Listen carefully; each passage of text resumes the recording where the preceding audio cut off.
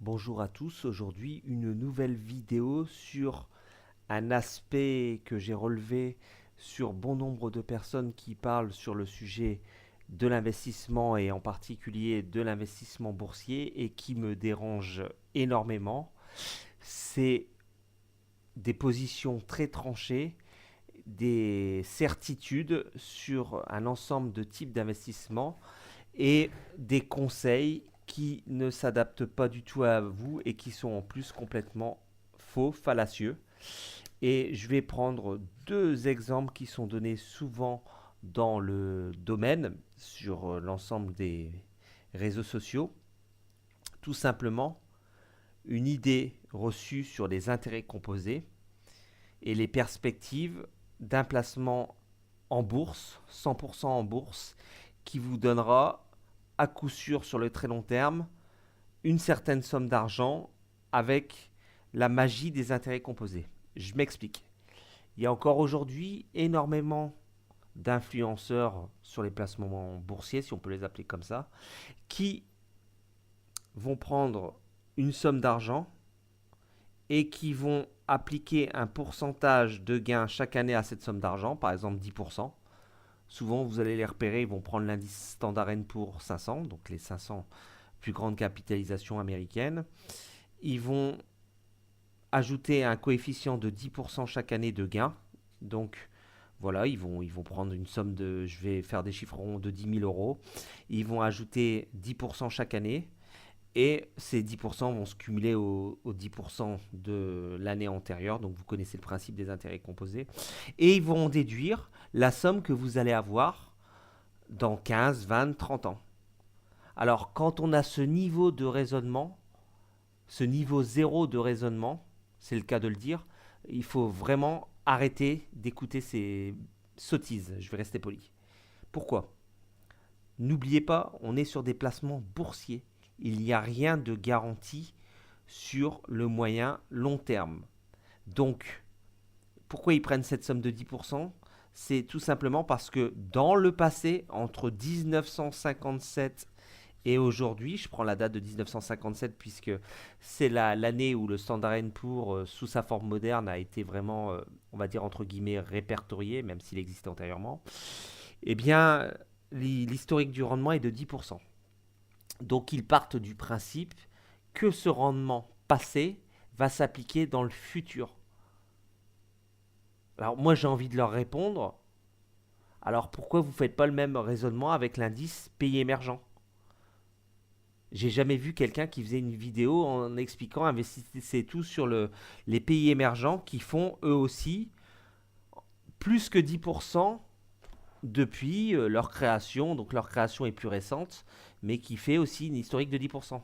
Ils ne le font pas pourquoi? Parce que ces dernières années, le Standard Poor's 500 a fait des performances exceptionnelles, c'est le cas de le dire. Donc ils surfent là-dessus pour vous faire croire que vous allez gagner toujours des performances exceptionnelles sur l'indice Standard Poor's. L'indice pays émergent va beaucoup moins bien ces dernières années, même s'il reste positif. Pourtant, l'indice des pays émergents a fait plus que 10% depuis sa création, même si sur les 10-12 dernières années, c'est pas terrible du tout. Mais par contre, ils vont jamais faire des perspectives de gains futurs en prenant cet indice-là. C'est toujours avec le S&P 500, Standard Poor's.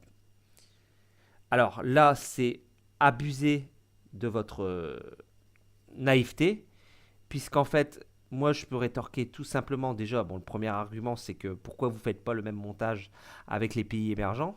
Automatiquement, c'est moins glamour, puisque c'est pas les États-Unis, donc ça semble moins appétissant. Et deuxième chose, quid du fait si vous aviez investi en l'an 2000 et là, vous revenez me voir et vous me constatez la performance de l'indice Standard Poor's entre 2000 et aujourd'hui. Et vous allez voir que là, on n'est plus du tout à 10%, on est plutôt sur du 5,5-6%. Tout ça pour dire qu'en fait, ce rendement de 10% n'est pas garanti et il dépend énormément de la date d'entrée dans l'indice. Si vous êtes rentré en 2000 ou en 2009, ça ne va pas du tout être le même rendement aujourd'hui moyen. Vous allez passer d'un rendement de 6% si vous avez investi la première fois en 2000 et que vous êtes resté investi jusqu'en 2024 aujourd'hui, à un rendement de 13 ou 14% si vous êtes investi en 2009, voire 15% en moyenne annuelle.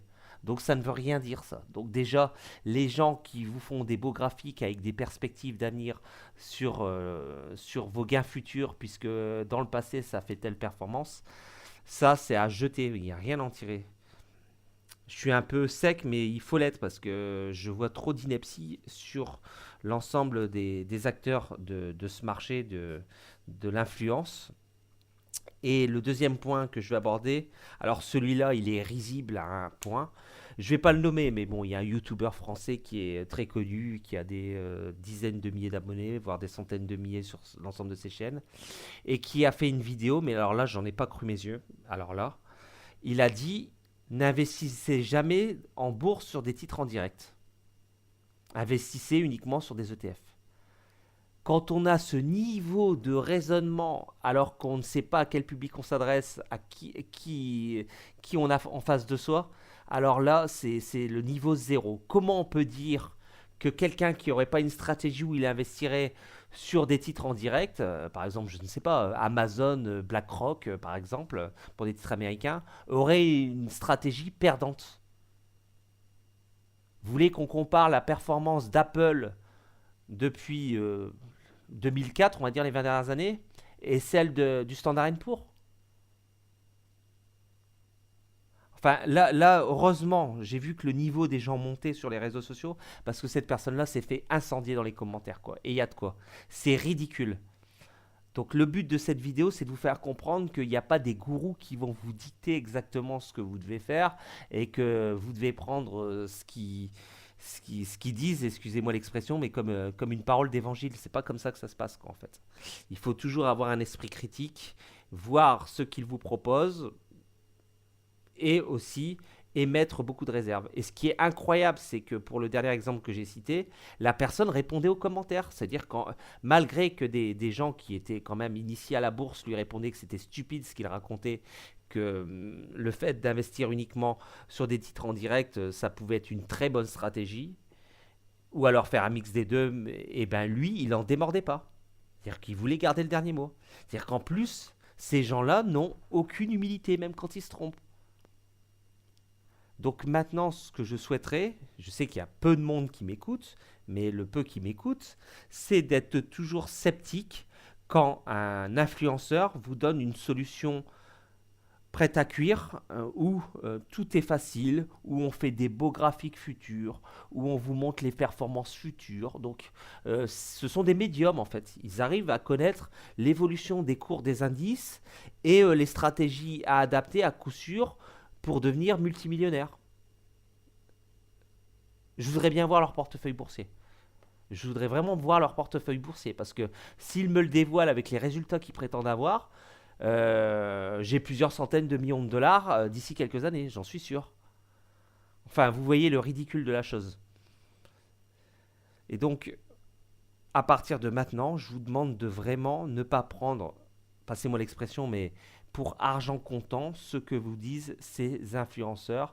Essayez toujours de trouver une solution et une riposte à des solutions toutes faites qui, en plus, ne garantissent pas le futur, puisque personne ne peut prédire l'avenir, surtout dans les marchés boursiers. La seule chose qu'on peut prédire, c'est que si on investit de façon diversifiée ou sur des titres très solides ou un mix des deux, c'est ce que je préconise, on a de grandes chances d'augmenter son patrimoine à moyen long terme. Ça, c'est sûr.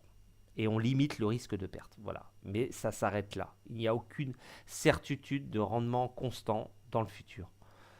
Voilà, c'est tout pour aujourd'hui. Je vous souhaite une bonne continuation et à bientôt.